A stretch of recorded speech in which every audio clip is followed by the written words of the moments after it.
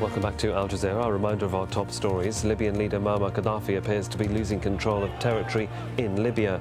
Protesters are reported to have taken control of towns as far west as Misrata, around 120 kilometres from the capital, Tripoli. President Barack Obama says the US is looking at a full range of options on how to deal with the crisis. He's repeated his message to Libya that the violence must stop. 92 people are known to have died in the earthquake in New Zealand, according to Prime Minister John Key. Rescue teams are now looking for as many as 300 people that are still missing. Well, returning to Libya, and we've been telling you about the thousands of foreign nationals who are fleeing the country. Libyans, too, are fleeing. Al Jazeera found large numbers streaming across the border to Tunisia. Nazni Mashiri reports. They just keep coming. Ras Jdir, the closest route out for those leaving western Libya. Many of them are Tunisians, some from Tripoli. They describe an escalation of violence in the last 24 hours. Each person says they're lucky to be alive. They caught us and they told the pro-Gaddafi people, these are the dogs, we caught them. They handcuffed us and put our faces to the ground. Tension on this border is growing. There is a discreet army presence, but the Tunisians are very aware of Libya's military might just a few hundred meters away. A man who says he's a Libyan opposition leader is told to bring his flag down. Omar Mamdi left Libya on Sunday. He says the situation there is desperate. The Libyan people are burning. Kids, elderly men are dying by the hundreds every minute. We ask for help from all the free nations, if they really believe in freedom and democracy. For Libyans, Egyptians and many other nationalities, this North African country, once ruled by its own dictator, has become a safe haven. Tunisians are watching what is happening just across this border with a sense of apprehension and foreboding. It was an uprising here that inspired Egyptians and now the Libyans. There is fear about what the coming hours and days may hold. Nazni Mashiri, Al Jazeera, on the Tunisian-Libyan border. Muammar Gaddafi has always promoted himself as one of Africa's great leaders. Now, after a week of violence in Libya, the African Union has condemned his actions against the pro-democracy movement. Yvonne Ndege reports now from Abuja.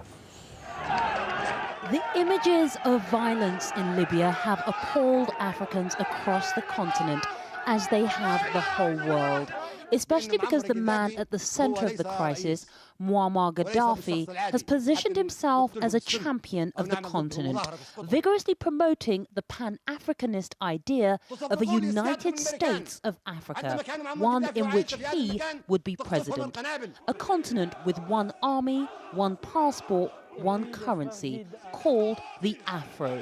So what will become of Colonel Gaddafi's vision if he's toppled from power in Libya?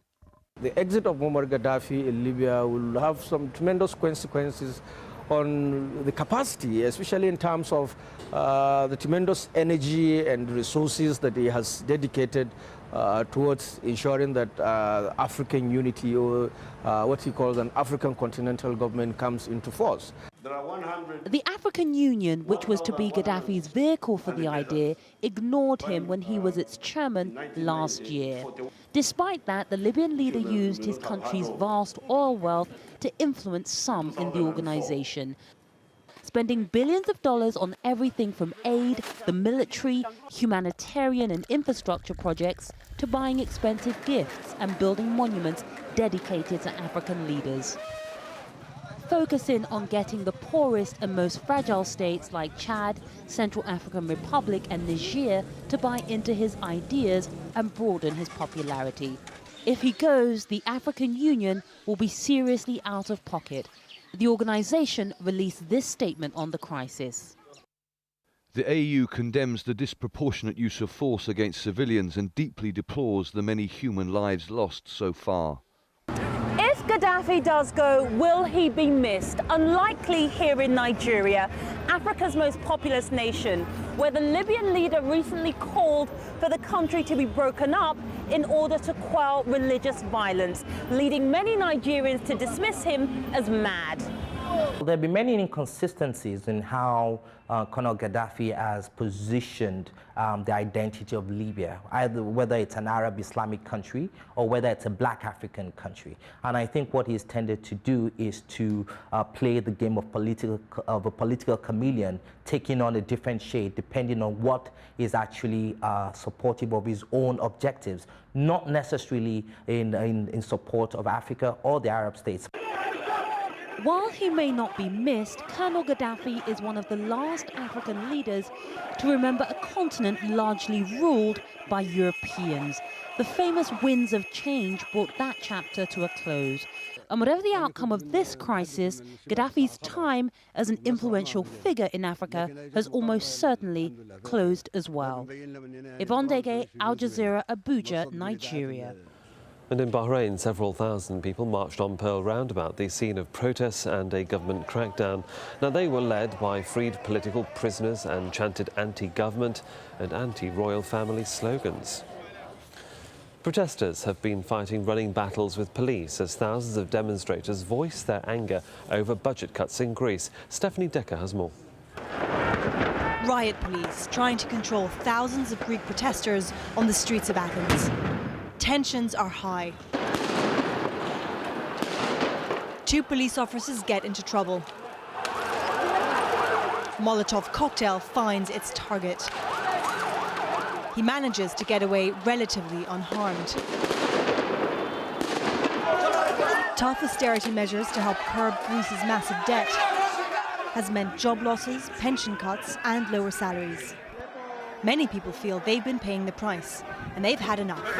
The measures must be dropped here and now. Our lives can't go on like this. It's either them or us. Otherwise we'll see the same that's happened in Tunisia or Libya. At some point, the same will happen here. It's the first mass protest this year.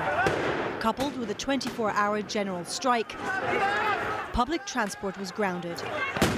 Doctors and lawyers, too, taking to the streets. Some planned a sit-in in front of Parliament, but were chased away by police.